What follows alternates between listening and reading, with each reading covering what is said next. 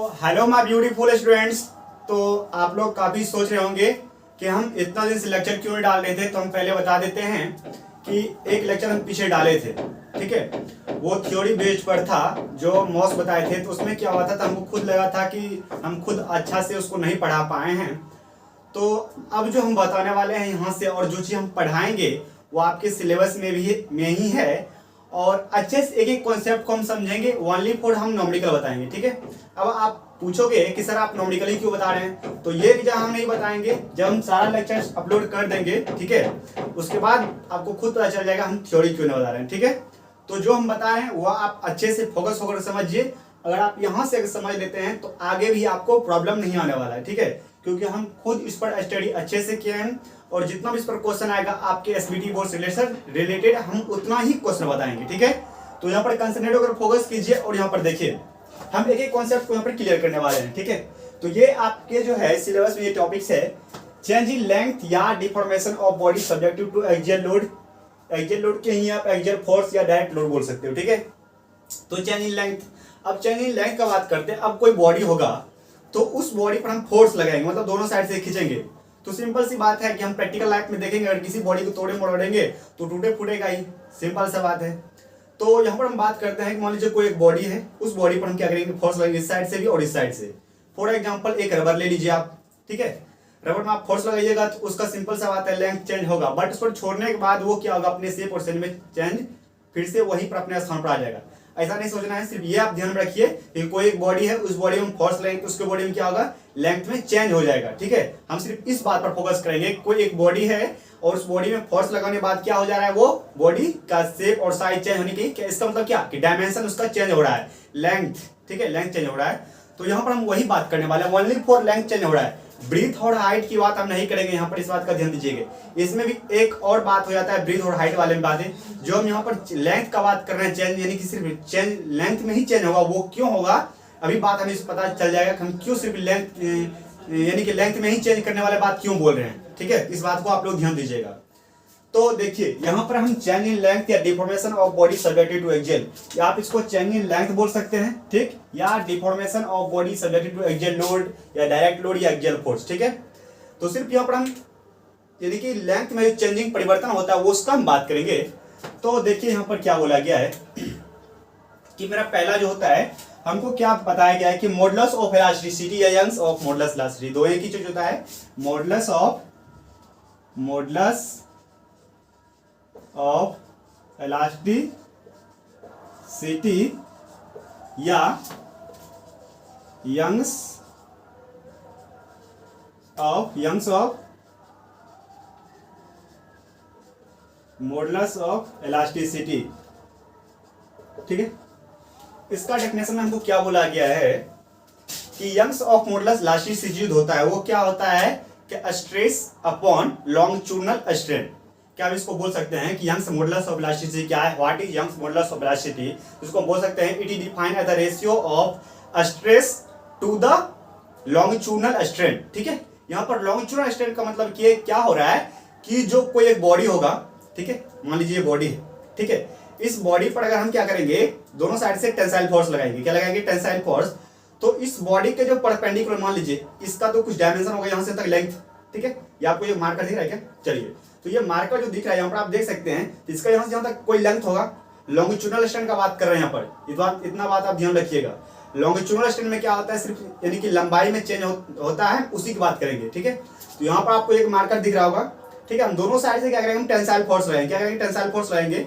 तो tensile force लगने के बाद इसके लेंथ में परिवर्तन होगा कि नहीं होगा, सिंपल सा बात है, होगा। तो पूरी पर समझ लीजिए उसका बात। तो इसका डेफिनेशन क्या होता है कि आप यहाँ पर लिखेंगे नहीं, सिर्फ हम क्वेश्चन बताएंगे, सिर्फ जो होता है, ठीक है, हम बता दे रहे हैं इसको कैसे डिफाइन करना है आप लोग को। It is defined as the ratio of stress to the longitudinal strain, hence this is called Young's modulus of elasticity या modulus of elasticity. I hope ये बात आपको, मेरा बात समझ में आया होगा। तो चलिए देखते हैं। अब यहाँ पर बात हम किए थे क्या, कि हमको चेंज इन लेंथ यानी कि सिर्फ लेंथ में परिवर्तन होने वाला हमको बातें बोलना समझना है, ठीक है। तो देख लीजिए, फिर से समझाते हैं। एक बॉडी है, ठीक है, इस बॉडी में हम क्या किए, फोर्स लगा दिए हैं, क्या किए हैं, फोर्स लगा दिए हैं। वो फोर्स मेरा क्या है, पी है। ये बात समझ में आ रहा है, चलिए। इस फोर्स लगाने के बाद ये जो मेरा लेंथ है यहाँ से यहाँ तक L, ये जो फोर्स लगाए इसके कारण क्या है, ये बॉडी कुछ डिफॉर्म किया है, यानी कि कुछ बॉडी के यानी कि लेंथ में चेंजिंग हुआ है। तो वो जो है यहाँ से यहाँ तक कैसे चेंज हो गया ये बॉडी, आप देख सकते हैं। ठीक है, तो अब यहाँ से यहाँ तक का जो लेंथ है, तो ये तो पूरा L है। ठीक है, और इधर भी कुछ निकला है और इधर भी कुछ निकला है, उसको हम डेल्टा लेते हैं। ये क्या आ जाएगा, L प्लस डेल्टा L। तो यही बात होने वाला है कि हम लोग सिर्फ यहाँ जो पढ़ेंगे सिर्फ डेल्टा L एंड L के बारे में, यानी ओरिजिनल लेंथ और चेंजिंग लेंथ के बारे में। ये बात समझ में आ गया। ठीक है, यही बात समझाने के लिए ये बात हम बताए हैं कि इस टॉपिक के अंदर जो हम पढ़ने वाले हैं कि लॉन्गिट्यूडिनल स्ट्रैंड यानी कि चेंजिंग लेंथ के ही बारे में पढ़ेंगे। क्योंकि देखिए भी बताते हैं, क्योंकि ये बात समझ में आ गया आपको, यानी कि इस पर फोर्स लगाएंगे तो ये L है और इस साइड में क्या हो जाएगा, L प्लस डेल्टा L। होगा नहीं होगा, चलिए इसको क्लीन कर थोड़ा सा। अब एक बात का यहाँ पर ध्यान दीजिएगा, तो मेरा फार्मूला क्या होता है, यंग्स मॉडुलस ऑफ इलास्टिसिटी, अभी तो बताएं जस्ट स्ट्रेस अपॉन क्या, लॉन्गिट्यूडिनल स्ट्रेन। तो स्ट्रेस में क्या होता है ये, ठीक है, यंग्स ऑफ मॉडुलस इलास्टिसिटी को आप ई भी लिख सकते हैं, इक्वल टू, और लॉन्गिट्यूडिनल स्ट्रेन को ई ऐसे भी लिख सकते हैं। ठीक है, या डायरेक्ट आप ई भी लिख सकते हैं। ठीक है ना, लेकिन ध्यान रखना है हमको सिर्फ ई लॉन्गिट्यूडिनल लिखना है ऐसे करके। ठीक है, और आगे लिख सकते हैं ई लॉन्गिट्यूडिनल। तो ई लॉन्गिट्यूडिनल का मतलब क्या होता है यहाँ पर, डेल्टा L अपॉन L। ठीक है, ये मेरा ई क्या है, मॉडुलस ऑफ इलास्टिसिटी है। चलिए, तो ये मेरा मॉडुलस ऑफ इलास्टिसिटी। और स्ट्रेस का फॉर्मूला क्या होता है, आपको पता है स्ट्रेस क्या होता है। स्ट्रेस मैथमेटिकली हम जानते हैं, इट डिफाइंड द रेशियो, फिर वही बात, it defined the ratio of क्या हो जाएगा, applied force to the cross section area. वो मेरा क्या होता है, स्ट्रेस होता है। ठीक है, तो यहाँ पर आप देख सकते हैं कि स्ट्रेस का क्या हो जाएगा, applied force upon cross section area. और ये जो मेरा मेन बट्टा है ये, और लॉन्गिट्यूडिनल स्ट्रेन क्या होता है कि अगर कोई भी एक बॉडी है, ठीक है, ये मान लीजिए बॉडी है, ठीक, यहाँ से एक बॉडी ऐसे, सॉरी ये मतलब कोई एक बॉडी, हमको 3 डायमेंशनल बॉडी बनाते हैं, तो समझिएगा इसको।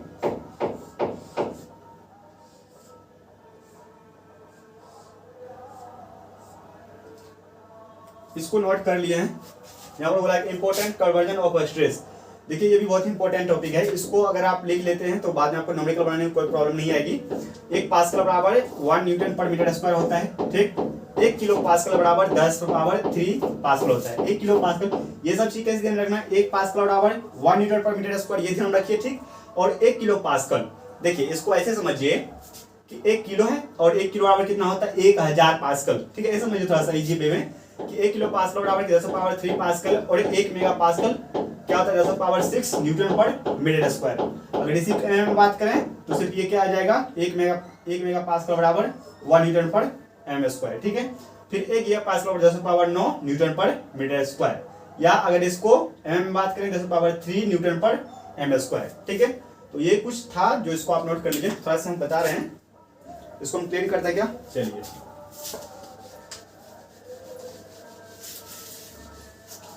अब आगे हम लोग देखेंगे यहाँ से कि देखिए ये कुछ हम 3 डायमेंशनल बॉडी बनाए हैं। ठीक है, तो इस पर क्या है कि यहाँ से यहाँ तक का लेंथ L है।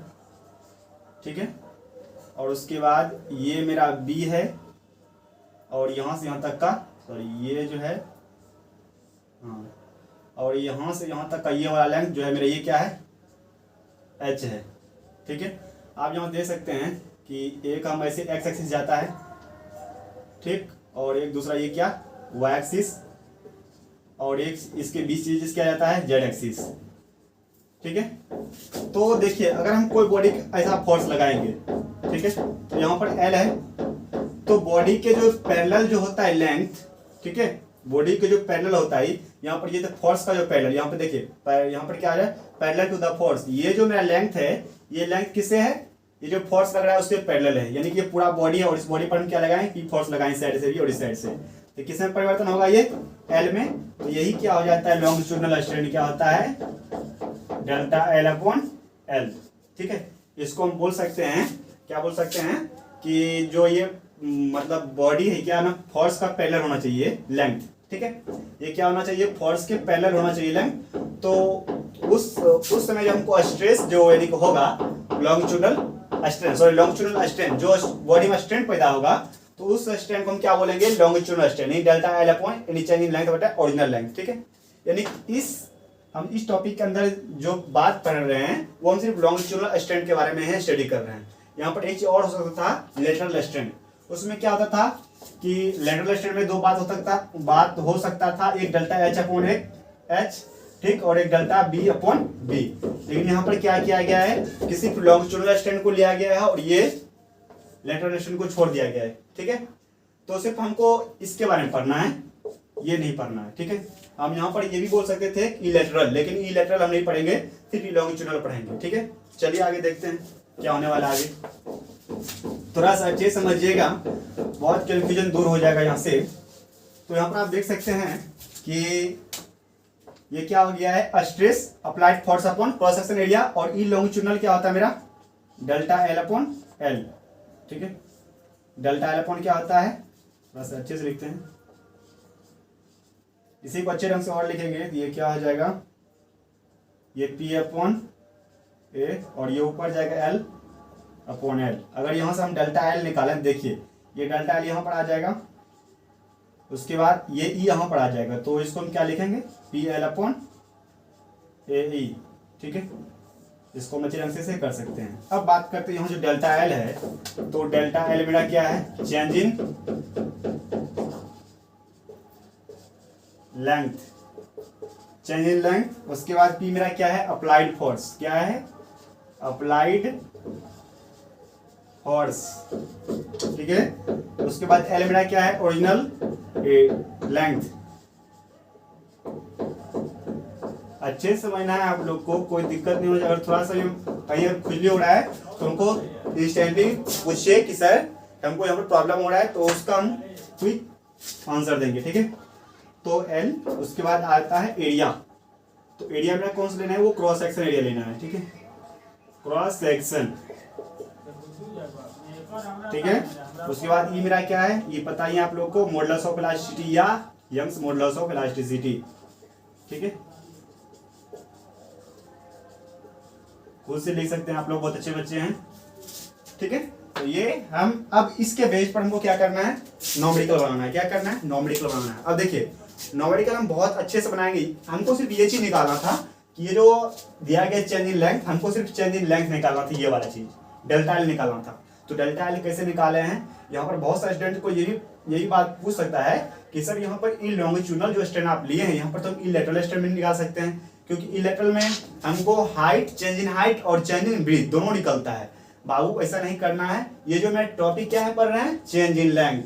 तो हम चेंज इन लेंथ में सिर्फ हम क्या करेंगे, सिर्फ डेल्टा एल ही निकाल लेंगे। यहाँ पर हम डेल्टा एच यानी कि ई लेटरल स्ट्रेन नहीं निकाल सकते हैं, ठीक है। आप लोग को ये बात समझ में आना चाहिए।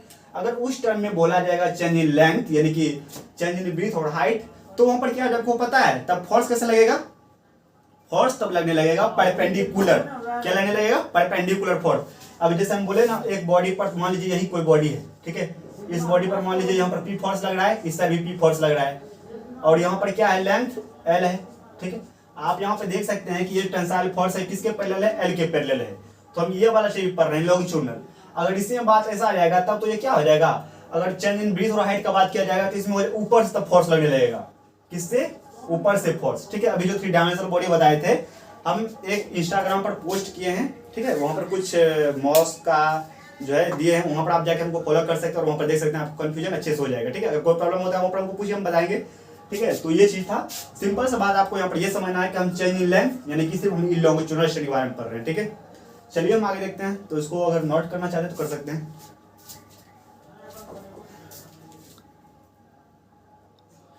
अब चलिए देखिए, यहाँ पर आपका सबसे बेसिक क्वेश्चन यहाँ पर लाया गया है। हम लगभग 4 या 5 क्वेश्चन बताएंगे, ठीक है, हम भी बुक से ही बता रहे हैं, ठीक है। अगर हम अपने से क्वेश्चन बताएंगे तो ये आपके बोर्ड से क्वेश्चन बाहर चल जाएगा, ठीक है, क्योंकि हम उतना पढ़ लिए इस पर। तो यहाँ पर देखिए सिंपल क्वेश्चन है, बहुत सिंपल है। आप लोग भी हमको बताइए कि सर कि इतना आंसर आया है, आप लोग बनाइएगा तो बहुत बेटर रहेगा, क्योंकि हम सारा इसका जो है जो इससे पहले होना चाहिए वो हम बता दिए आपको, ठीक है। तो देखिए यहाँ बोला गया ए रड ROD रड, ठीक है, 1 मीटर लेंथ, तो यहाँ पर 1 मीटर लेंथ से, ठीक है, 50 mm multiply 20 mm is cross section. इसको देखने के बाद हमको पता चलता है क्या कि ये हमको एरिया दिया गया है, क्रॉस सेक्शन एरिया। ठीक है, subjected to a pull of 10 kilonewton. ठीक है, हमको क्या दिया गया, फोर्स क्या दिया गया, 10 किलोन्यूटन फोर्स, और हमको बोला गया डिटरमाइन द स्ट्रेस। स्ट्रेस निकालने के लिए हमको पता है कि फार्मूला क्या होता है। पहले फर्स्ट बात ये आता है कि न्यूमेरिकल बनाने के लिए पहला नंबर ये है कि हमको फार्मूला पता होना चाहिए। क्या होना चाहिए, फार्मूला पता होना चाहिए, ये बात। ठीक है, उसके बाद हमको कन्वर्जन याद रखना है, अभी तुरंत बताए थे कन्वर्जन करना चाहिए ना। जैसे ही और हमको पहला हम क्या क्या क्या करना है कि जो हमको इसमें दिया गया है वो सभी चीज को लिखना है। तो फार्मूला और कन्वर्जन पता होगा तो हमको न्यूमेरिकल गलत नहीं होगा। ठीक है, इस सब बात को ध्यान दीजिएगा। ठीक है, तो चलिए हम देखते हैं आगे। तो देखिए यहाँ पर हमको ये क्रॉस सेक्शन एरिया दिया गया है, तो वो हम पहले लिखते हैं। तो सॉल्यूशन करेंगे यहाँ से। देखिए छोटे छोटे चीज को समझिएगा तो बड़ा बड़ा क्वेश्चन बनेगा। ठीक है, तो वहाँ पर क्या दिया गया, क्रॉस सेक्शन एरिया। तो एरिया हमको क्या है, 20 गुना 20। इसको हम क्या लिख सकते हैं, ऐसा लिख सकते हैं क्या, 400 mm²। और हमको फोर्स क्या दिया गया है, 10 किलो न्यूटन। ठीक है, इसको हम ऐसे कर सकते हैं कि 10 मल्टीप्लाई 10⁻³ न्यूटन। ठीक है, अगर आप नहीं भी कीजिएगा तो भी ठीक है, कीजिएगा तो भी ठीक है।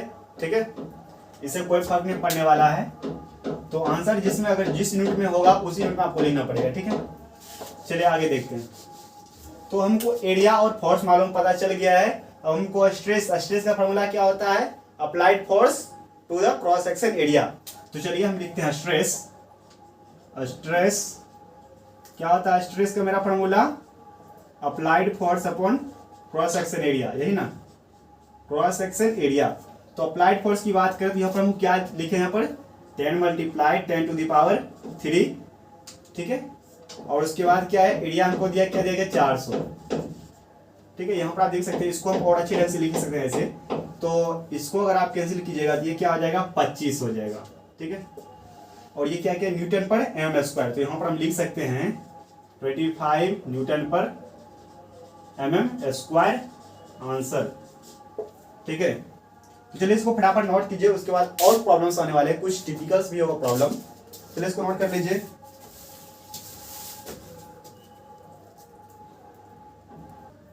अब चलिए देखते हैं हम लोग सेकेंड नंबर क्वेश्चन। तो आप यहाँ पर देख सकते हैं कि हमको लोड कितना है, 6 किलो न्यूटन। ठीक है, और पहले पूरा क्वेश्चन को हम पढ़ लेते हैं। A load of 6 kilo newton is to be raised with the help of steel cable. तो find the minimum diameter of steel cable. हमको स्टील केबल का क्या चाहिए, डायमीटर चाहिए, जो कि हमको स्ट्रेस, देखिए यहाँ पर क्या, stress is not exceed 110 Newton पर mm²। हमको जो स्ट्रेस दिया गया वो कितना दिया गया है, 110 न्यूटन पर mm²। तो आप लोग इसको कोशिश कीजिए, बनाइए, देखिए आपसे होता ही नहीं, फिर उसके बाद नहीं होगा तो हम बना देंगे सवाल को, और अच्छे ढंग से आप लोग बनाइए। चलिए बन गया, बहुत इजी सवाल है, नहीं बनता है तो हम बनाते हैं। तो यहाँ पर हमको लोड दिया गया है 6 किलोमीटर, इसको हम लिखते हैं सॉल्यूशन। तो लोड क्या है मेरा, 6 किलोमीटर। तो यहाँ पर स्ट्रेस हमको देखिए क्या दिया गया है, 110 न्यूटन, यानी कि इसको हम न्यूटन में चेंज कर लें तो बेटर रहेगा। आप लोग समझदार बच्चे हैं, कर लीजिए। तो 6 मल्टीप्लाई 10⁻³ न्यूटन। ठीक है, और हमको स्ट्रेस क्या दिया गया है, 110 न्यूटन पर mm²। ठीक है, अब यहाँ पर हमको डायमीटर का बात किया गया है। तो सिंपल सा बात है कि डायमीटर किसमें, सर्कल में पाया जाता है कि नहीं है, सर्कल में ही डायमीटर होता है ना। तो हम लोग क्या जानते हैं, stress equal to applied force upon cross section area. ठीक है, तो अप्लाइड फोर्स और cross section, sorry applied force तो हमको दिया गया है, स्ट्रेस भी दिया गया है, हमको यही निकालना है एरिया। तो इस एरिया को हम यहाँ पर ले आते हैं, कि मेरे कहने का मतलब ये कि ये हम करेंगे कि एरिया को ऐसे कर लेते हैं। ठीक, पहले चलिए लिख ही लेते हैं सारा चीज। तो मेरा ये फॉर्मूला है, स्ट्रेस क्या दिया गया, 110, तो 110 होगा। ठीक है, अप्लाइड फोर्स मेरा क्या है, 6 मल्टीप्लाई 10⁻3, और एरिया, तो एरिया क्या, हम डायमीटर का बात किए सर्कल, तो सर्कल का एरिया क्या हो जाएगा, π/4d², π/4d²।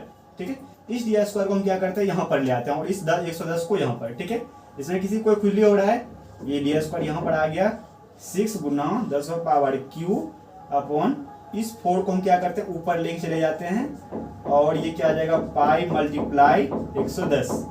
सभी के पास कैलकुलेटर है तो हम लोग को क्या करना है, कैलकुलेटर से इसको कैलकुलेट कर लेना है, ठीक है।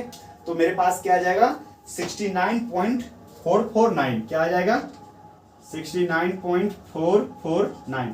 आप लोग अच्छे से कैलकुलेशन करके देखिएगा क्या आता है, जो आंसर आएगा वो। अगर मेरा रॉन्ग हो जाता है कभी कभी कैलकुलेशन, तो आप अच्छे से कर लीजिए, वहां पर मेरा रूल सही होता है, ठीक है। इस बात को ध्यान दीजिएगा। तो डी स्क्वायर है, तो डी स्क्वायर इक्वल टू क्या आया 69.449। अगर इस पर रूट जाएगा तो डी इक्वल टू क्या आ जाएगा अंडर रूट 69.449, ठीक है। तो इसका क्या हो जाएगा आंसर 8.33 mm, 8.33 mm आंसर, ठीक है। चलिए इसको नोट कर लीजिए। सभी कुछ को हमको देख के चलना है कि स्ट्रेस हमको क्या चीज में दिया गया है, लोड को क्या चीज में दिया गया है, कौन सी यूनिट में दिया गया है, कि हम कौन सी यूनिट में करेंगे तो हमको इजी लगेगा, ठीक है। ज्यादा सवाल बनाइएगा खुद एक्सपीरियंस हो जाएगा, ठीक है, लेकिन मेहनत करनी पड़ेगी, इस बात का ध्यान दीजिएगा आप लोग, ठीक है। विदाउट मेहनत नॉट सक्सेस, इस बात को भी आप लोग ध्यान दीजिए। चलिए फटाफट इस क्वेश्चन को छाप लीजिए।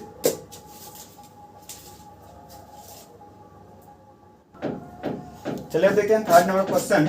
तो यहाँ पर आप देख सकते हैं कि हमको बोला गया इन एक टेंशन टेस्ट, मतलब एक टेंशन टेस्ट में एक मेटालिक रड था, ठीक है, जिसका डायमीटर क्या था 16 mm, ठीक है, और produce an elongation of 48 mm। Elongation का मतलब क्या होता है, डेल्टा एल होता है। क्या होता है कि जब हम उस पर फोर्स लगाएंगे तो वो मेरा कितना मतलब जो है चेंजिंग उसमें वाइडिंग डेल्टा एल, ठीक है। इलोंगेशन मतलब क्या होता है डेल्टा एल, तो वही हमको डेल्टा एल क्या दिया है 48 mm दिया गया, ठीक। उसके बाद बोला गया वह सब्जेक्टेड टू 90 किलोन्यूटन। तो वही हम बोले थे कि जो कोई फोर्स था, ठीक है, उस फोर्स पर मतलब कोई एक बॉडी था, उस बॉडी पर क्या टेंसाइल फोर्स कितना का लगा है 90 किलोन्यूटन का। तो कितना इलोंगेशन हुआ है 48 mm, ठीक है। तो the length of bar is 150 mm, मतलब लेंथ ऑफ बार जो है वो क्या मेरा 150 mm का है, ठीक है। उसका बोला गया find the modulus of elasticity. एक बात का और ध्यान दीजिए कि जो क्वेश्चन हम बता रहे हैं, जितना क्वेश्चन बता रहे हैं, ठीक है, मतलब पीछे भी हम पढ़ाए थे थर्ड सेमेस्टर वाले स्टूडेंट्स को मैथ्स पढ़ाए थे, तो हम जितना बताए थे उतना ही क्वेश्चन आया था, ठीक है। बोर्ड हम जो बताते हैं उससे बोर्ड में क्वेश्चन बाहर नहीं जाएगा, ठीक है। तो कृपया करके जितना हम बताते हैं उतना ही पढ़िए, उससे ज्यादा नहीं पढ़ना है आपको, ठीक है। तो चलिए हम देखते हैं मेरा क्वेश्चन क्या है। तो क्वेश्चन यही है जिसमें हमको पहले रड डायमीटर जो दिया गया उसको हम लिखते हैं, ठीक है। चलिए तो डायमीटर मेरा क्या है 16 mm, ठीक, तो वो लिख लेते हैं पहले। चलिए तो सॉल्यूशन, तो डायमीटर मेरा क्या है 16 mm। उसके बाद an elongation, elongation delta L, elongation को हम क्या बोलते हैं डेल्टा एल। तो डेल्टा एल बराबर क्या है मेरा 48 mm, ठीक है। उसके बाद लेंथ ये क्या देखिए हमको फोर्स क्या दिया गया है, यानी अप्लाइड फोर्स क्या है सब्जेक्टिव टू 90 किलोन्यूटन है, ठीक है। ये पुल कर रहा है, इसमें क्वेश्चन में दिया गया क्या 90 किलोन्यूटन। 90 किलोमीटर मतलब यहाँ पर समझना है कि टेंसाइल फोर्स लेना है, ठीक है। यहाँ पर पुल होगा, पुल मतलब खींचना, ठीक है। तो पी मेरा क्या हो जाएगा ये 90 किलोन्यूटन, ठीक है। हमको डी मिला है और डेल्टा एल मिला है, ठीक है, और पी मिला है, ठीक है। तो अब इससे हम क्या करेंगे, हमको क्या निकालना है मॉडुलस ऑफ इलास्टिसिटी, यानी कि E बराबर व्हाट, ये हमको निकालना है, ठीक है।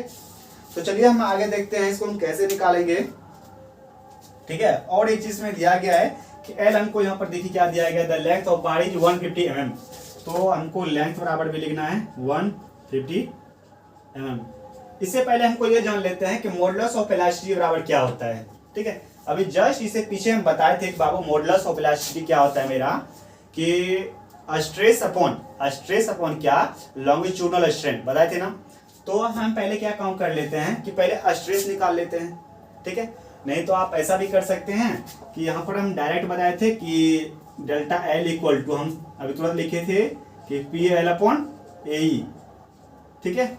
आप जस्ट यहाँ से क्या कीजिए, तो यहाँ से आप देखिए, यहाँ से हम क्या करते हैं ई निकालेंगे, तो पी एल और ये क्या आ जाएगा ए इंटू डेल्टा एल।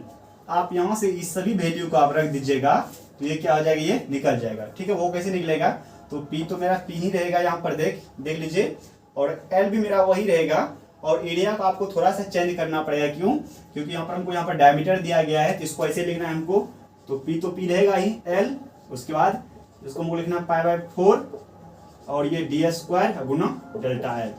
अब सभी में वैल्यू रख दीजिए, आसानी से इसका आंसर आ जाएगा। ठीक, 4 देखिए हम कैसे करते हैं, पी एल, तो पी मेरा क्या है यहाँ पर 90, ये मॉडुलस ऑफ इलास्टिसिटी है, तो 90 मल्टीप्लाई एल का वैल्यू क्या है 150 और ये 4 ऊपर चल जाएगा, पाई तो नीचे ही रहेगा, मल्टीप्लाई डी स्क्वायर की वैल्यू क्या है 16, तो 16 का क्या हो जाएगा ये स्क्वायर, फिर डेल्टा एल क्या है मेरा यहाँ पर 48। आप इन सभी को कैलकुलेशन कीजिए तो देखिए कितना आता है, जस्ट कीजिए फटाफट।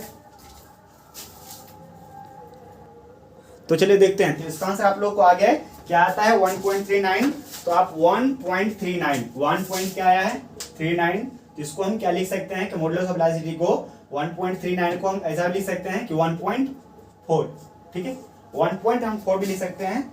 तो यहाँ पर देख लीजिए किलो न्यूटन, ठीक है, तो मेरा यहाँ पर क्या हो जाएगा, ये जो 1.4 निकला है, तो मॉडुलस ऑफ इलास्टिसिटी का जो यूनिट होता है वो मेरा देखिए, इसका यूनिट देख लीजिए थोड़ा सा, इसका यूनिट मॉडुलस ऑफ इलास्टिसिटी वो क्या होता है स्ट्रेस अपॉन लॉन्गिट्यूडनल स्ट्रेन, ठीक है, ये होता है। तो स्ट्रेस का तो हमें पता है क्या होता है स्ट्रेस, तो स्ट्रेस का हमें पता है कि applied force upon cross section area और लॉन्गिट्यूडनल स्ट्रेन का डेल्टा एल अपॉन एल। तो यहाँ से हमें पता है कि ये जो डेल्टा एल है इसका यूनिट क्या होगा मीटर और एल का यूनिट क्या होगा मीटर, ठीक है, ये दोनों तो गया, इसका कोई काम होने वाला नहीं है। अब बचा क्या E equal to P upon A, तो पी में क्या होता है किलो न्यूटन या न्यूटन भी बोल दीजिए, ठीक है, तो ये क्या हो जाएगा न्यूटन और ए है तो इसे क्या हो जाएगा मीटर स्क्वायर, ठीक है। अगर इसका सीजीएस यूनिट का बात करें तो क्या हो जाएगा किलो न्यूटन, हाँ किलो न्यूटन पर mm स्क्वायर।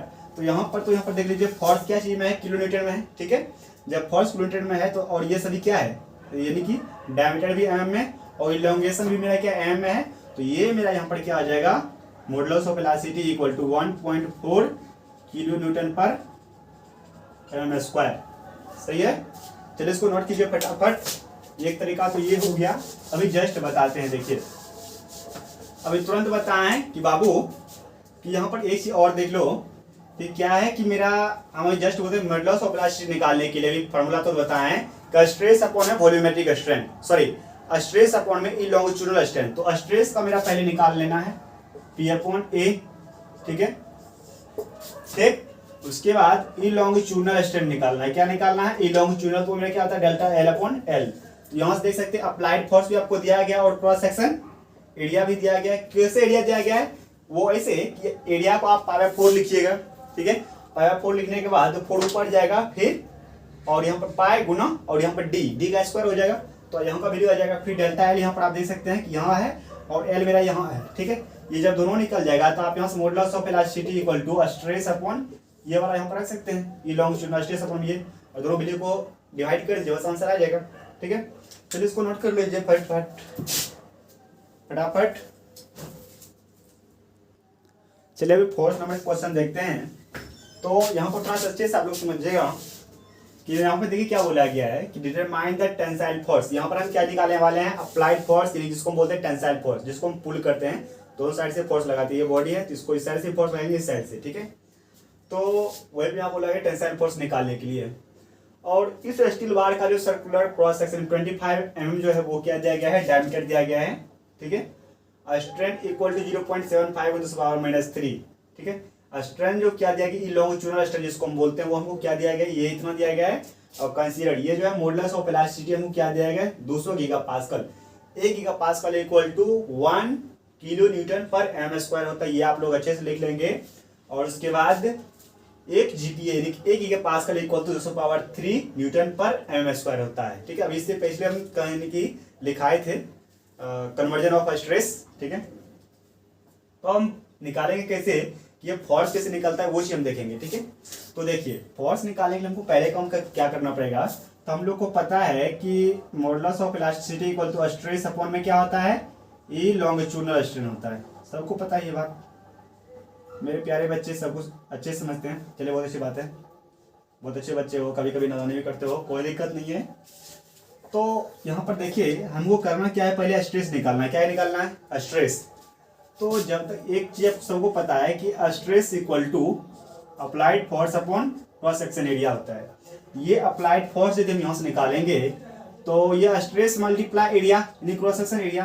अगर हम यहाँ से स्ट्रेस निकाल लें, हमको मॉडुलस ऑफ इलास्टिसिटी और ये लॉन्गिट्यूडनल स्ट्रेन दिया गया है, अब स्ट्रेस निकाल करके हम क्रॉस सेक्शन एरिया मल्टीप्लाई कर देंगे, डायमीटर हमको दिया गया है तो हमको टेंसाइल फोर्स आराम से निकल जाएगा। ठीक है, तो चलिए निकालते हैं। तो स्ट्रेस हमको देखिए यहाँ पर, तो क्या हो जाएगा यहाँ से स्ट्रेस, ये क्या है मेरा, ये यहाँ पर देख सकते हैं कि 200, मार्कर तो मेरा सही ढंग से चलता नहीं है, तो 200 equal to stress upon E longitudinal क्या दिया गया 0.75 गुना 10 पावर -3। ठीक है, ये -3 है, यहाँ से हमको स्ट्रेस निकालना है तो ये से मल्टीप्लाई हो जाएगा 200 गुना 0.75 गुना 10 पावर -3। तो स्ट्रेस इक्वल टू क्या हो जाएगा, सभी निकाल के बताइए। 150 न्यूटन 200 मल्टीप्लाई 10 पावर 3, एक चीज यहाँ पर 200, यहाँ पर 200 गुना 10 पावर 3 होगा, 200 गुना 10 पावर 3। ठीक है, 200 गुना 10 पावर 3, यहाँ पर 10 पावर 3। तो देखिए ये जो 0.75 10 पावर -3 है, इसका वैल्यू हमको क्या मिलेगा, प्लस माइनस 0, 10 पावर 0 वैल्यू कितना 1, और हमको इसको मल्टीप्लाई करके बताइए कितना हो जाएगा, ये 150 न्यूटन पर mm स्क्वायर। ठीक है, तो ये क्या आ जाएगा 150 न्यूटन पर mm स्क्वायर। ठीक है, क्योंकि यहाँ पर देखिए ये क्या चीज में न्यूटन में निकला हुआ है और ये भी mm में है। ठीक है, और इसका तो कोई यूनिट होता ही नहीं है। ठीक है ना, इसीलिए क्या आ जाएगा न्यूटन पर mm स्क्वायर। तो स्ट्रेस निकल चुका है मेरा। ठीक है, अब यहाँ पर आप लोग देख सकते हैं एक चीज कि स्ट्रेस इक्वल टू क्या होता है, applied force upon cross section area. ठीक है, तो ये अप्लाइड फोर्स इक्वल टू ये क्या दिया गया मेरा स्ट्रेस क्या निकला 150। तो यहाँ पर हम इसको लिखते हैं 150 मल्टीप्लाई और एरिया, तो यहाँ पर क्या बोला गया डायमीटर कितना होता है, देखिए कोई ऐसा डायमीटर होगा जो गोल होगा जिसमें डायमीटर होगा। ठीक, तो सर्कुलर का बात कर रहा है, तो सर्कुलर क्या होता है area pi by 4 Guna D square. तो 150 multiply pi by 4 Guna D का क्या वैल्यू है 25 का स्क्वायर। अब इन सभी को स्क्वायर मल्टीप्लाई कीजिए, देखिए क्या आता है, तो 73631 क्या आता है 73631.1 न्यूटन, ऐसा ही आएगा। ठीक है, तो ये मेरा क्या हो जाएगा आंसर हो जाएगा। ठीक है, अब लोग इसको नोट कर लीजिए। अगर इसमें आप चाहते हैं कि इसको हम किलोमीटर में बदलें तो आप बदल सकते हैं, कोई दिक्कत नहीं है।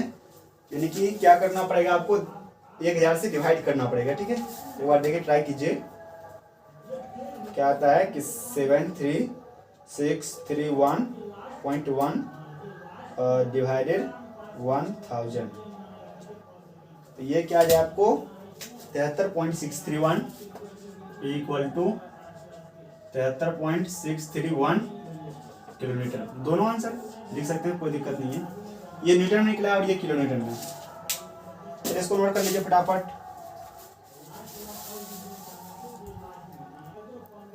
अब चलिए देखते हैं 5 नंबर का क्वेश्चन देखते हैं।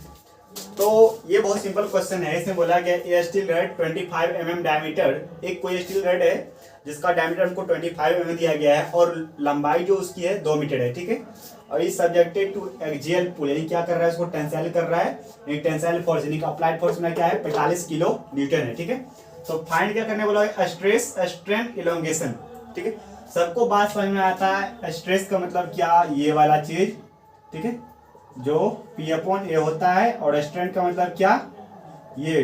ठीक है, ये लॉन्गिट्यूडनल, ये सबको पता है। और ये क्या होता है डेल्टा एल अपॉन एल। ठीक, और इलोंगेशन क्या होता है डेल्टा एल होता है ना। चलिए अब हम लोग देखते हैं, एक चीज यहाँ पर कर लेते हैं कि 1 गीगा पास्कल बराबर क्या होता है मेरा 1 किलो न्यूटन। अभी तुरंत हम लिखाए थे 1 गीगा पास्कल बराबर मेरा क्या होता है कि 1 किलो न्यूटन पर mm स्क्वायर। तो इसको हम लिख सकते हैं 200 किलो न्यूटन पर mm स्क्वायर। ठीक है, तो हम सभी चीज को लिख लेते हैं पहले जो क्वेश्चन में दिया गया है। तो सॉल्यूशन जब हम करेंगे तो डायमीटर क्या दिया गया है, यानी कि D 25 mm ठीक है। लंबाई को भी हमको mm में करना है, तो 2 मीटर है, और 1 मीटर बराबर कितना आता है 1000 mm, ये क्या आ जाएगा 2000 mm, ये बात आ गया।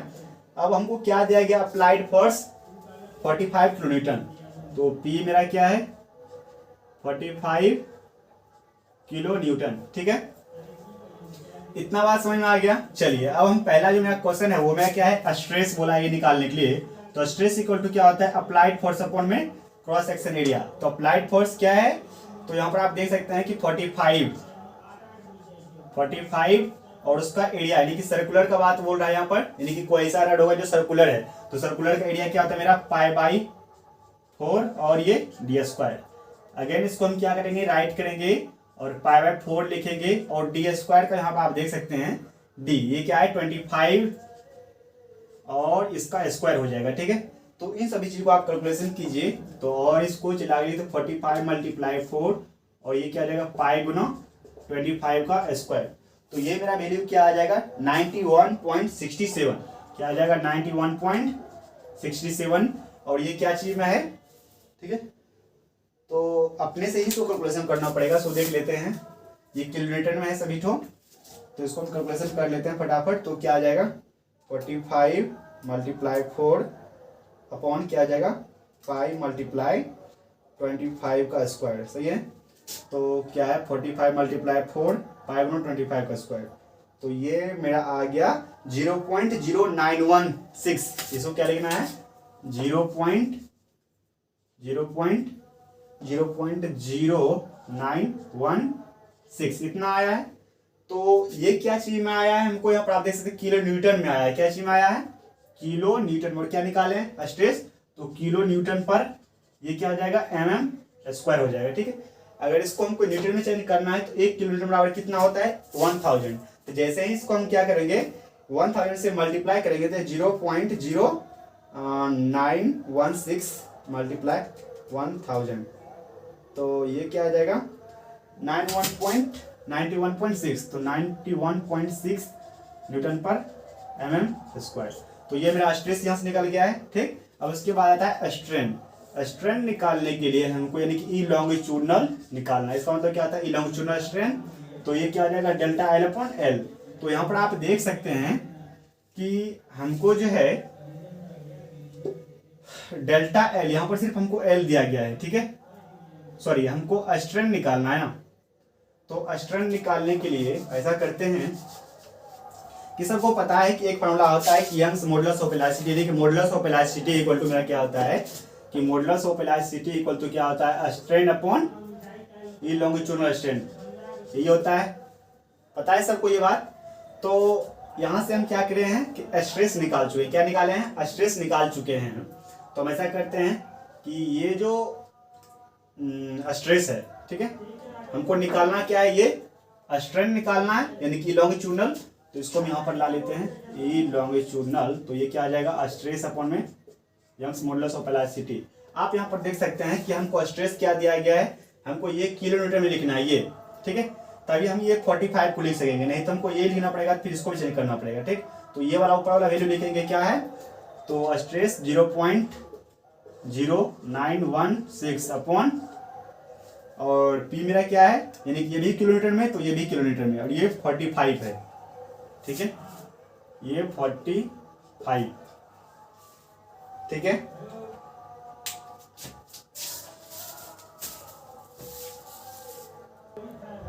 चलिए हम थोड़ा देख लीजिए, तो इतना सारा हो गया। तो हम क्या करने वाले हैं कि ये सारा चीज लिख लिया इलोंगिट्यूडनल स्ट्रेस, तो ये हमको इलोंगिट्यूडनल निकालना है कि ये स्ट्रेन ही होता है, ठीक है, ये स्ट्रेन, ठीक। तो स्ट्रेन अपॉन, और ये यंग्स मॉडुलस ऑफ इलास्टिसिटी, यहाँ तक इसका वैल्यू क्या होता है यंग्स मॉडुलस ऑफ इलास्टिसिटी यानी कि ई का वैल्यू क्या है, सॉरी यहाँ पर 45 नहीं होगा, तो ये जो है ये 45 नहीं होगा, बल्कि हमको ये यंग्स मॉडुलस ऑफ इलास्टिसिटी इसका वैल्यू क्या है 200 गीगापास्कल। तो मेरा ये वैल्यू किस में जाएगा किलो न्यूटन में, तो हमको ये वैल्यू भी क्या चाहिए किलो न्यूटन में भी चाहिए, तो यहाँ पर है तो क्या है 200, ठीक है। अब इसको क्या कीजिए 0.0916 में अगर इससे आप डिवाइड करते हैं तो आपको क्या आने वाला है कि 4.80 ऐसे आएगा 4.805 गुना 10⁻⁻⁴, ये मेरा आंसर है, ठीक है। अब तो मेरा 2 निकल गया है, एक क्या निकल गया है यानी कि ये मेरा स्ट्रेस निकला है दूसरा क्या स्ट्रेंथ। अब बचा है इलोंगेशन, ठीक है। तो इलोंगेशन हम कैसे निकालेंगे अब देख लीजिए। तो इलोंगेशन निकालने के लिए हम क्या करेंगे, थोड़ा सा इसको अच्छे से ध्यान दीजिए। तो हम लोग को पता क्या है कि delta L upon P L upon A E होता है ना। चलिए, तो पी मेरा क्या यहाँ पर दे सकते हैं 45 किलो न्यूटन। चलिए इसको हम लिख देते हैं यहाँ पर 45, और एल मेरा क्या है, मीटर में लिखना है, ये एम वाला लिखना है, तो ये क्या आ जाएगा 2000, ठीक है। अब ये क्या है, मेरा एरिया है। तो एरिया क्या चीज का, सर्कुलर प्लेट, ये सर्कुलर है तो सर्कुलर के एरिया क्या होता है π/4 डी स्क्वायर। तो π/4 जो यहाँ पर लिखेंगे तो ये 4 ऊपर आ जाएगा और पाई तो नीचे में ही रहेगा, ठीक। उसके बाद डी स्क्वायर, तो डी स्क्वायर की वैल्यू क्या है 25 mm, तो 25 का स्क्वायर हो जाएगा। उसके बाद ई का वैल्यू देखिए क्या है, ई की वैल्यू यहाँ पर देखिए हमको, ये पी का वैल्यू हम किस में लिए हैं, न्यूटन में लिए हैं, तो हमको इसका वैल्यू क्या लेना पड़ेगा, न्यूटन में ही लेना, किलो न्यूटन में ही लेना पड़ेगा।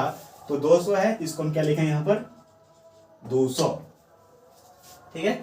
तो इस सभी को हम क्या करते हैं, डिवाइड कीजिए आप, तो इसका वैल्यू आपको क्या आ जाएगा कि 0.92, क्या आएगा 0.92 mm, ठीक है। तो यह डेल्टा एल बराबर क्या आ जाएगा 0.92 mm। तो ये मेरा आंसर, इसको नोट कर लीजिए फटाफट।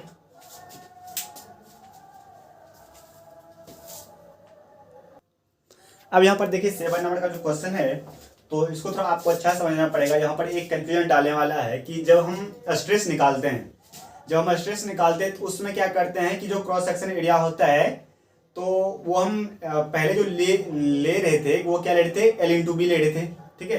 तो यहाँ पर थोड़ा हम समझेंगे कि यहाँ पर जो यानी कि क्रॉस सेक्शन एरिया जो होगा मेरा वो, तो इसको देखिए कैसे होगा वो, ठीक है।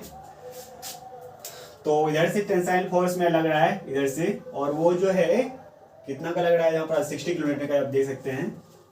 आपको हम समझाते हैं अच्छे से। देखिए ये जो मेरा लेंथ है, ठीक है, ये लेंथ, इस लेंथ का हम बात नहीं करेंगे। हमको जो ये प्लेट आपको दिख रहा है ये, ठीक है, ये मेरा क्रॉस सेक्शन एरिया होता है, इस बात को आप ध्यान दीजिएगा।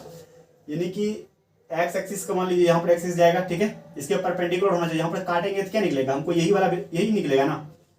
तो ये मेरा क्रॉस सेक्शन एरिया होता है।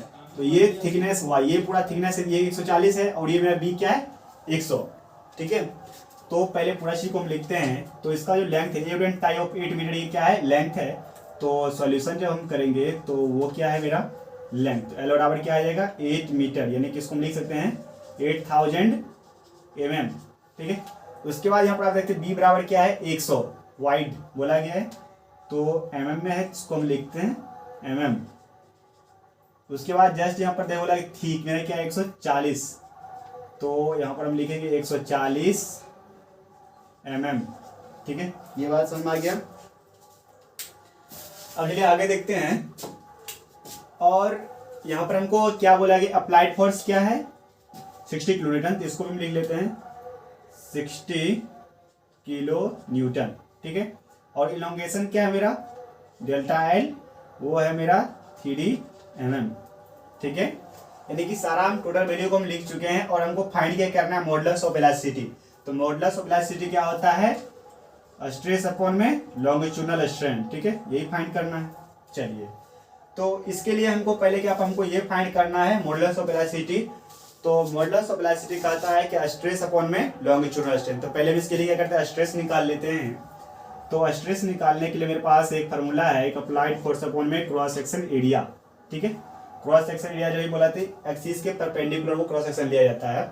ये मान लीजिए अगर इस हम मतलब इस रॉड को हम काट के निकालेंगे, ठीक है, तो ये इतना ही कट के निकलेगा, ठीक है। जब इतना ही कट के निकालेगा तो यहाँ से यहाँ तक का थिक क्या है मेरा 140, और ये 100 है, ठीक है। तो उसका एरिया मेरा लेना है। तो अप्लाइड फोर्स मेरा क्या है 60 किलो न्यूटन, तो 60 ये हो जाएगा, और 100 गुना 40, 100 गुना 40, ठीक है। तो स्ट्रेस यहाँ से क्या हो जाएगा, इसको मल्टीप्लाई कर लीजिए, तो 60 अपॉन क्या हो जाएगा 100 गुना 140। आप ऐसा कर सकते हैं कि इसको किलो न्यूटन, देखिए यहाँ पर है क्या किलो न्यूटन है, इसको आप न्यूटन में भी कर सकते हैं। तो ये क्या हो जाए 10 पावर 3, तो बेटर रहेगा करने में, मल्टीप्लाई करने में। छोटा आंसर आएगा। तो 1060 मल्टीप्लाई 1000 गुना इतना 100 गुना 40, ठीक है। तो ये मेरा क्या आ जाएगा 4.28। इसको हम लिख सकते हैं कि स्ट्रेस इक्वल टू 4.28 न्यूटन। इसको हम क्या किया, न्यूटन में चेंज कर लिए थे, और ये सभी क्या चीज में था, एमएम में। तो ये क्या आ जाएगा न्यूटन पर एमएम स्क्वायर। स्ट्रेस निकल चुका है। चलिए अब बात करते हैं कि हम स्ट्रेन निकालेंगे। स्ट्रेन निकालने के लिए वही लॉन्गिट्यूडिनल स्ट्रेन तो क्या आ जाता है डेल्टा। इसको आप ऐसे भी लिख सकते हैं, ये भी लिख सकते हैं और ये भी लिख सकते हैं, दोनों में इसको लिख सकते हैं, ठीक है। तो हमको ये बेटर लगता है, ये लिखेंगे। तो डेल्टा एल अपॉन में एल, तो डेल्टा एल मेरा क्या है 3 और एल मेरा क्या है 8000। यहाँ पर हम 8000 ऐसे लिखेंगे। इसको भी आप कर सकते हैं अच्छे से। तो ये 3 अपॉन की क्या आ जाएगा 8000। तो ये हमको क्या मिला है 3.75 गुना 10⁻⁴, 3.75 गुना 10⁻⁻⁴। अब जब मॉडुलस ऑफ इलास्टिसिटी निकालेंगे, मॉडुलस ऑफ इलास्टिसिटी, तो वो मेरा क्या होता है ई होता है, और ई स्ट्रेस अपॉन में स्ट्रेन। और ये कौन सा स्ट्रेन है लॉन्गिट्यूडिनल स्ट्रेन, बात डेल्टा एल अपॉन में एल। तो यहाँ से आप देख सकते हैं कि स्ट्रेस जो है ये कितना निकाल चुके हैं 4.28, ठीक, अपॉन में स्ट्रेन कितना निकला हुआ है 3.75 गुना 10⁻⁻⁴, ठीक है। अब इसको आप लोग जो है कैलकुलेशन कर लीजिए। तो ये क्या आ जाएगा 4.28 अपॉन ये क्या आ जाएगा 3.75 मल्टीप्लाई 10 टू द पावर -4, है ना। तो ये जो मेरा आंसर आएगा ये क्या आ जाएगा 114.33। ये क्या चीज निकला स्ट्रेस, यहाँ पर देख लीजिए न्यूटन पर एम स्क्वायर, ठीक है। अगर आप फिर से इसको किलोमीटर में चेंज कीजिएगा तो इसको हम क्या करेंगे डिवाइड कर देंगे 1000 से। तो ये हमें क्या मिल जाएगा फिर 11.41 किलोन्यूटन पर एमएम स्क्वायर। तो ये मेरा आंसर, इसको नोट कर लीजिए फटाफट।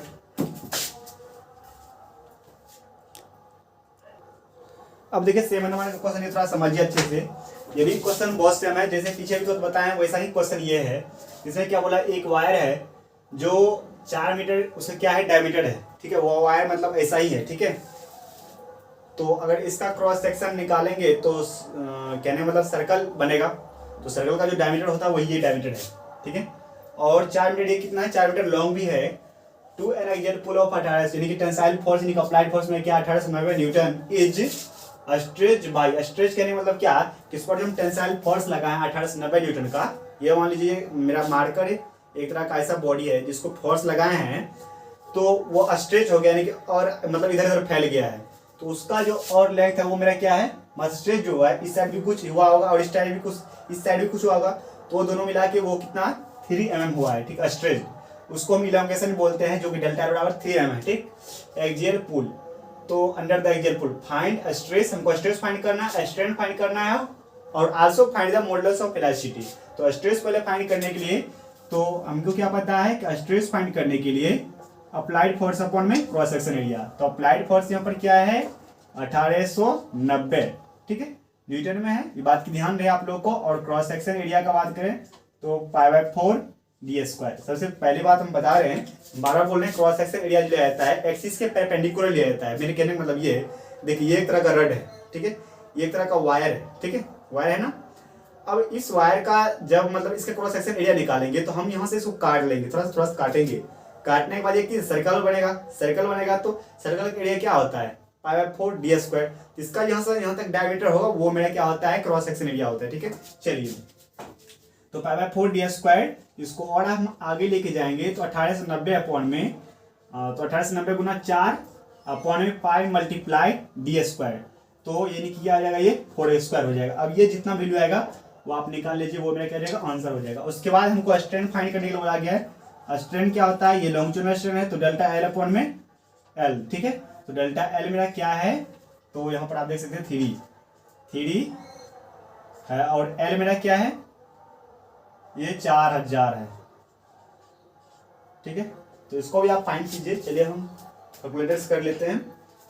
तो पहले ऊपर वाला करते हैं, तो वो क्या हो जाएगा 1890 मल्टीप्लाई 4 अपॉन में पाई मल्टीप्लाई यानी कि क्या हो जाएगा 16। तो ये हमको क्या मिला है 150 150.40। इसको हम क्या लिखेंगे न्यूटन पर एम स्क्वायर, ठीक है। और इसको कर लेते हैं तो 3 अपॉन में 4000 तो ये कितना हो जाएगा हमको 7.5 ×10⁻⁻4। देखिए अगर आपको नहीं भी देखना है तो वीडियो क्या कीजिए बढ़ा करके सभी क्वेश्चन को लिख लीजिए, ठीक है। ये सब बात को ध्यान रखना है आप लोग को। क्वेश्चन बहुत इंपॉर्टेंट है। ये निकल चुका है। अब मॉडुलस ऑफ वेलोसिटी फाइंड करना है। तो मॉडुलस ऑफ वेलोसिटी जो होता है, ठीक है, वो मेरा क्या होता है ई होता है ना। तो स्ट्रेस अपॉन में स्ट्रेन, और स्ट्रेन को होना चाहिए लॉन्गिट्यूडिनल स्टडी बात को बार बोल रहे हैं। तो जहाँ पर देखिए स्ट्रेस हम क्या निकाला है ये, तो 150.40 और स्ट्रेन मेरा क्या है 7.5 गुना 10⁻⁻4। चलिए इसको कैलकुलेशन कर लीजिए क्या आता है आंसर इसका, देख लेते हैं। तो 150.40 अपॉन क्या होने वाला है 7.5 मल्टीप्लाई 10⁻⁻, सॉरी मिस्टेक्स वगैरह से 10 पर पावर क्या हो जाएगा 10⁻⁻4। तो ये क्या आ जाएगा आंसर, और बहुत सारा आंसर आ गया 150.40 अपॉन 7.5 10⁻⁻4, ठीक है। तो ये हमको क्या आया है कि 2005333.33। ये क्या चीज में है न्यूटन में। इसको हमको किलोमीटर में चेंज कर लेना तो बेटर रहेगा, न्यूटन पर एम स्क्वायर। इसको चलिए हम किलोमीटर में चेंज कर लेते हैं। इसमें क्या करते हैं 1000 से हम डिवाइड कर देते हैं। तो ये हमको क्या मिल जाएगा 200.5 किलो न्यूटन पर एम स्क्वायर। तो ये मेरा आंसर है, ठीक है। चलिए इसको नोट कीजिए फटाफट। बस एक क्वेश्चन और, अभी जो ये क्वेश्चन बताने वाले हैं ये दोनों क्वेश्चन ही बहुत इंपॉर्टेंट है, ठीक है। इस बात को आप लोग ध्यान दीजिए। ये दोनों क्वेश्चन आपको नहीं भी देखना है फिर भी इसको कॉपी में अच्छे से नोट कर लीजिए, लेकिन देखना तो नेसेसरी आपको देखना ही पड़ेगा, क्वेश्चन इंपॉर्टेंट है। चलिए इसको नोट कर लीजिए। अब देखिए 8 नंबर क्वेश्चन है, इसको थोड़ा समझिए। ये बहुत इंपॉर्टेंट क्वेश्चन है, ठीक है। ये एग्जाम में पूछा जा सकता है, इस बात को ध्यान दीजिएगा, ठीक है। इसको हम दो तरीका से निकाल सकते हैं। पहला तरीका मेरा ये है कि stress equal to applied force upon में क्रॉस सेक्शन एरिया होता है, ठीक है। ये सभी को पता है। तो यहाँ पर देखिए हमको अप्लाइड फोर्स तो दिया गया है, ठीक है, और एरिया यहाँ पर बोला गया, ये डायमीटर का बात हो रहा है। तो π/4 में डी स्क्वायर करेंगे तो यहाँ से क्या हमको डायमीटर यानी कि सभी चीज हमको स्ट्रेस सब दिया गया यहाँ पर, सभी टोटल यानी कि कैलकुलेशन हमको यहाँ पर दिया गया। अगर यहाँ पर हम रखेंगे तो मेरा जो डायमीटर होगा केस वन के अकॉर्डिंग जो डायमीटर यहाँ से निकलेगा हमको वो 15.45 mm ये निकलेगा, ठीक है। बात यहाँ पर यह आता है कि यहाँ पर हमको एल पी यानी कि length, applied force, stress, delta L और मॉडुलस ऑफ इलास्टिसिटी ये सब दिया गया है। तो हमको नहीं लगता है कि इससे निकालना ठीक रहेगा, ठीक है। हम केस 2 का प्रयोग करेंगे। केस 2 क्या कहता है, देखिए वो केस 2 कहता है कि जो मेरा डेल्टा एल होता है वो मेरा क्या होता है पी एल अपॉन में ए ई होता है ना, ठीक। तो हम क्या करते हैं यहाँ से वही काम करेंगे यहाँ पर। तो डेल्टा एल को हम ऐसे लिख सकते हैं पी एल, ठीक है। यहाँ पर ए है जिसको π/4 गुना डी स्क्वायर गुना ई है, सभी कर सकते हैं। ये 4 ऊपर जाएगा और हम क्या करते हैं इस डी स्क्वायर को यहाँ पर लाते हैं। तो ये डी स्क्वायर यहाँ पर लाए, ये 4 यहाँ पर आएगा। तो पी गुना एल गुना ये क्या आ जाएगा 4 अपॉन में फिर डेल्टा एल गुना पाई गुना ये हो जाएगा ई, ठीक है। अब यहाँ पर P का वैल्यू क्या दिया जाएगा यहाँ पर आप देख सकते हैं, जिसको न्यूटन में रखे हैं। तो डी स्क्वायर है तो ये क्या आ जाएगा 15 गुना 10⁻³ गुना L का क्या वैल्यू है वो है मेरा 2400 गुना 4 उसके बाद डेल्टा एल का वैल्यू क्या है मेरा, यहाँ पर आप देख सकते हैं 1 mm, तो 1, उसके बाद पाई गुना, फिर ई का मेरा क्या वैल्यू है, यहाँ पर आप देख सकते हैं 205 गुना 10⁻3, ठीक है। तो इतना सारा है। अब इसको हम क्या करते हैं, कैलकुलेटर से आंसर इसका निकालने का कोशिश करते हैं। तो ये क्या आ जाएगा 223.593, क्या आने वाला है 223.593। अब इसका हम क्या करते हैं, स्क्वायर रूट करते हैं।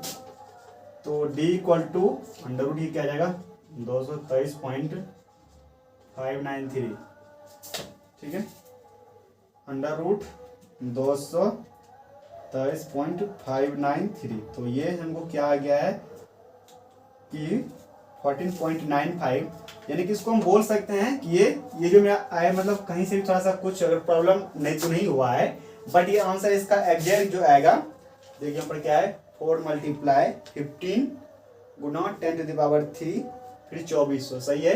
नीचे में भी सभी जगह सही है। तो ये जो हमको वैल्यू आएगा ये क्या होगा 4.95, ठीक है। मतलब इसका जो वैल्यू आया हमको वो क्या आया है 14.95, ठीक है। अब यहाँ पर हमको क्या बोला गया था कि सर्कुलर रड, ठीक है, येलो डिटरमाइन द डायमीटर हमको बोला गया था, ठीक है। तो यहाँ पर हम डायमीटर जो निकाले हैं, तो इससे जो मेरा वैल्यू क्या है 14.95 आया है, ठीक है। तो हमको इससे फाइंड करना है या इससे फाइंड करना है, लेकिन देखना यह है कि मैक्सिमम वैल्यू किसका आ रहा है। हम अभी तो ये बोले थे कि हमको इससे फाइंड नहीं करना है, इससे फाइंड करना। वो क्यों? क्योंकि यहाँ पर हमको सभी चीज दिया गया है डेल्टा एल, और लेकिन इसमें क्या सिर्फ अप्लाइड फोर्स और एरिया पता होना चाहिए, तो हमको वहां डायरेक्ट मालूम हो जाएगा, ठीक है। लेकिन आप यहाँ पर अगर क्या कीजिएगा, सिर्फ इससे कम कीजिएगा, मैक्सिमम वैल्यू इसका आ रहा है, तो हमको जो डायमीटर होगा द मैक्सिमम वैल्यू, यहाँ पर आप लिख सकते हैं द मैक्सिमम वैल्यू, वो क्या हो जाएगा 15.45 आंसर, ठीक है। d इक्वल टू 15.45, तो जिसका मैक्सिमम आंसर आएगा वो हमको लेना है, ठीक है। तो केस 1 और केस 2 दोनों निकालना है आपको, जो डायमीटर ज्यादा होगा वो मेरा क्या होगा आंसर होगा, ठीक है। अब एक लास्ट और इम्पोर्टेंट क्वेश्चन है, आप इन लोगों को अच्छे से देखिए, ठीक है। ये आपको सेकंड या फर्स्ट सेमेस्टर दोनों से रिलेटेड है, ठीक है। इसमें कुछ लामिस थ्योरम के बारे में हम लोग पढ़ेंगे। बस 2 मिनट और लगेगा, थोड़ा सा वेट करना पड़ेगा आप लोगों को, तो इसको फटाफट नोट कर लीजिए।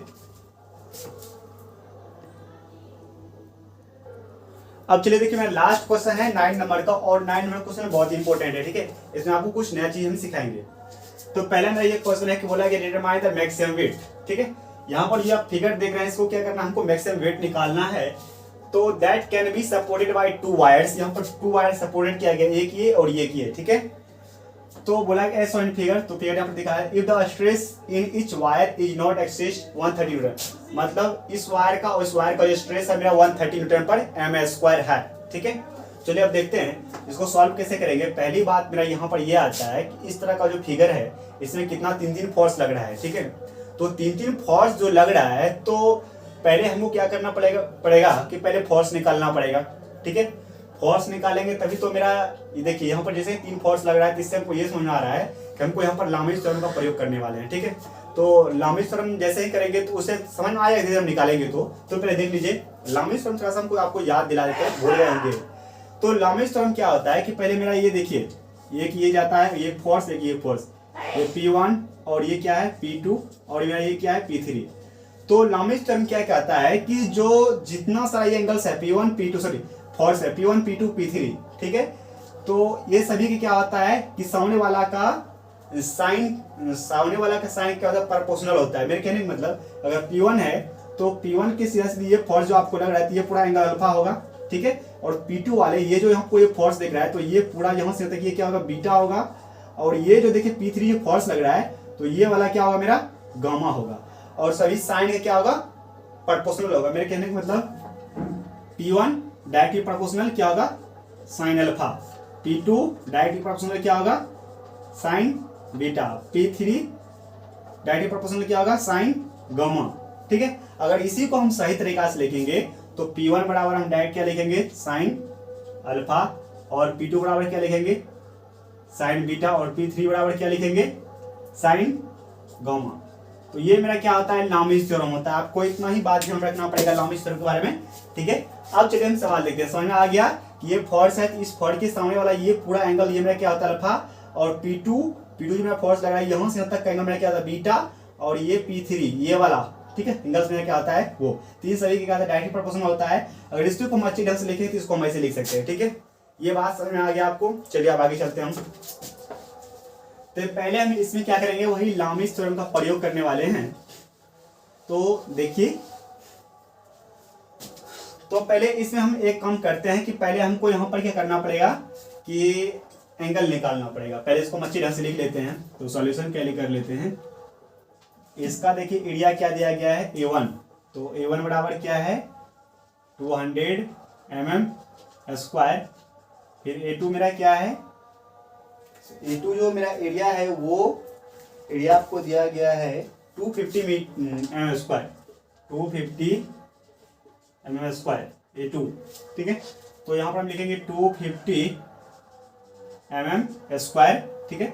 और स्ट्रेस हमको जो है दोनों एरिया के लिए एक ही स्ट्रेस होगा, दोनों वायर के लिए।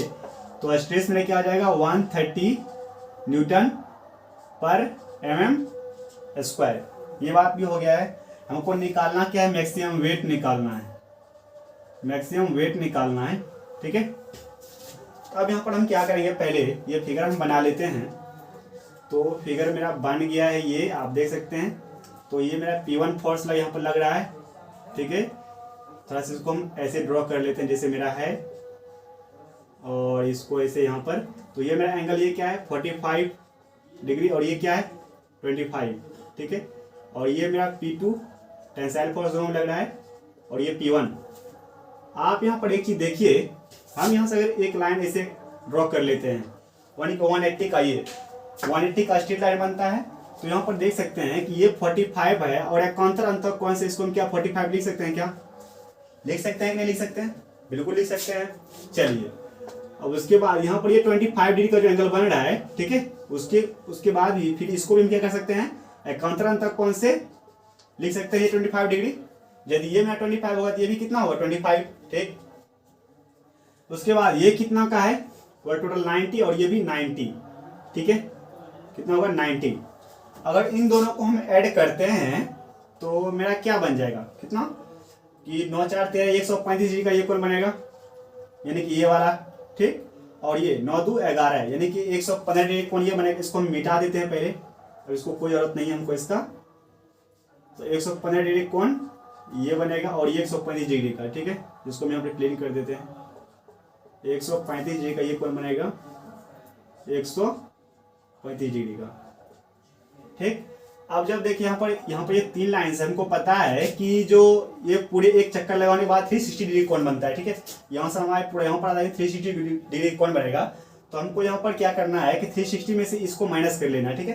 तो माइनस कर लीजिए 360 में, 360 माइनस क्या हो जाएगा 135 माइनस फिर 115, तो ये आप क्या आ जाएगा 110 डिग्री हो जाएगा। तो ये मेरा हमको मिला है 110 डिग्री, ठीक है। तो ये हम एंगल निकाल चुके हैं, और सारा फोर्स भी, और ये मेरा क्या है W है, ठीक है। तो अभी लामिस थ्योरम से हम क्या पढ़े कि ये जो फोर्स होगा तो ये वाला एंगल क्या होगा। अभी थोड़ा देखिए हम क्या किए हैं, बाय लामिस थ्योरम सॉल्यूशन कर रहे हैं। नाउ बाय लामिस थ्योरम, ठीक है। तो ये क्या रहेगा P1 अपन में साइन 115, P1 अपॉन में साइन 115 डिग्री, ठीक है। उसके बाद P2 अपॉन में क्या होगा, ये वाला फोर्स है, और इस फोर्स का पूरे ये एंगल लेना है साइन 135 डिग्री। उसके बाद ये W का जो सीधा सीधा वाला ये एंगल है पूरा लेना है। तो W अपॉन में क्या जाएगा साइन 110। एक बार क्या करना है, इसको एक बार बराबर करना है इसके साथ, ठीक है। P1 को एक बार इसके साथ बराबर करना है, और P2 को इसके साथ एक बार बराबर करना है, ठीक है। तो हम पहले P1 को लेकर चलते हैं। P1 अपॉन में क्या आ जाएगा sine 115 degree equal to W upon में साइन 110 डिग्री, ठीक है। तो P1 इक्वल टू यहाँ से निकालेंगे तो ये क्या हो जाएगा मेरा साइन 15 गुना W अपॉन में ये क्या आ जाएगा साइन 110 डिग्री।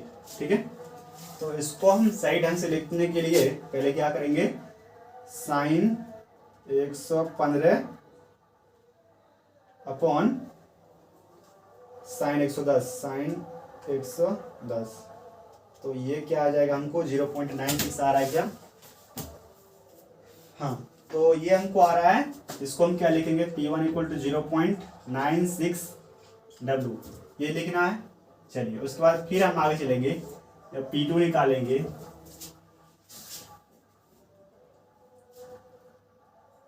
तो P2 निकालने के बाद फिर इसको हम क्या करेंगे, इसको इसके बराबर करेंगे तो P2 अपन में क्या आ जाएगा साइन 135 डिग्री इक्वल टू ये क्या आ जाएगा W अपॉन में साइन 110 डिग्री। ठीक है, फिर P2 जब हम निकालेंगे तो यहाँ से क्या आ जाएगा W गुना साइन 135 डिग्री अपॉन में साइन 110 डिग्री। चलिए इसको हम कैलकुलेशन कर लेते हैं, तो ये मेरा क्या आ जाएगा साइन 135 अपॉन साइन 110 तो ये हमको मिलेगा 0.75। तो P2 इक्वल टू 0.75 W। ठीक है, ये 0.75 आ गया है ना, तो ये बात आ गया है। अब हमको क्या पता है कि स्ट्रेस, हमको क्या पता है कि स्ट्रेस इक्वल टू क्या होता है अप्लाइड फोर्स अपॉन में क्रॉस सेक्शन एरिया। ठीक है, तो अब यहाँ से हमको ये दोनों में रिलेशन आ गया है। ठीक है, और हमको एरिया और स्ट्रेस मालूम है, एरिया और स्ट्रेस मालूम है, तो हमको अप्लाइड फोर्स यहाँ से हमको करना क्या है, यहाँ पर आप देख लीजिए P1 का वैल्यू, तो P1 तो P1 को ही जगह रहने दीजिए 0.96। हमको ये वाला फॉर्मूला यूज करना है, यहाँ पर करना क्या है ये P इक्वल टू यहाँ पर सिग्मा गुना A। ठीक है, इसको हम कैसे लिखेंगे again P equal to sigma गुना A, ऐसे लिख सकते हैं क्या। तो P मेरा क्या वैल्यू 0. इसको पहले आप नोट कर लीजिए क्या, इसको हम क्लीन कर रहे हैं थोड़ा सा क्योंकि हमको और लिखना है थोड़ा सा।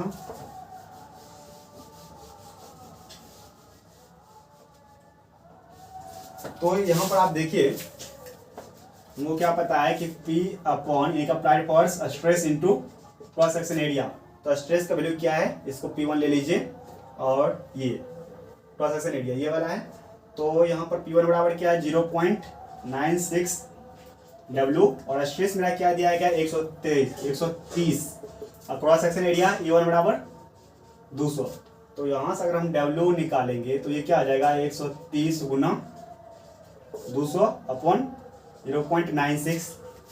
इसको आप लोग कैलकुलेट कर लीजिए कितना आता है कि 130 गुना 200 अपॉन में 0.96, तो ये जो आपको आ जाएगा 270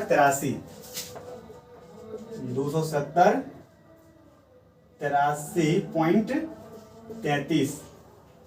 ठीक है, ये न्यूटन में आया है, किसमें आया है न्यूटन। अगर इसको आप किलोमीटर में करना चाहते हैं तो डिवाइड 1000, तो ये आपको आ जाएगा 27.08 किलोन्यूटन। ठीक, अब ये तो आ गया है, अब हमको ये निकाले, अब P2 वाला भी वैल्यू निकालना है हमको। ठीक है, तो हमको करना क्या है कि P2 equal to stress into cross section area A2। ठीक है, तो P2 क्या है 0.75 W और उसके बाद यहाँ पर स्ट्रेस जो मेरा दिया गया है वो क्या है 130 गुना A2 मेरा क्या है 250। ठीक है, तो यहाँ से अगर हम W निकालेंगे यानी कि वेट, तो 130 गुना क्या आ जाएगा 250 अपॉन में 0.75। तो आप यहाँ से इसको आप कैलकुलेट कर लीजिए, तो क्या आता है कि 130 मल्टीप्लाई 250 अपॉन में 0.75, तो ये आपको क्या आ जाएगा 43, यानी कि W यानी कि वेट इक्वल टू 4 टाइम्स 3.33। ये क्या चीज आया है न्यूटन में, इसको हम किलोमीटर में बदलेंगे तो 1000 से डिवाइड करेंगे तो क्या आएगा हमको 43.33। W equal to 43.33 33। अब हमको देखना है दोनों में ज्यादा कौन है, ठीक है। ये W कितना निकला है 27 और ये 43 निकला है। हमको मैक्सिमम वेट बोला गया था, तो मैक्सिमम वेट यानी कि W मैक्सिमम क्या हो जाएगा हमको 43.33 किलो न्यूटन। ये मेरा आंसर है, ठीक है। इसको नोट कर लीजिए। जितना क्वेश्चन बताए हैं स्ट्रेस स्ट्रेन पर ये वाला में, तो अभी और कुछ यानी कि 2 टॉपिक या 3 टॉपिक और बचा हुआ है यानी न्यूमेरिकल बनाने वाले में, ठीक है।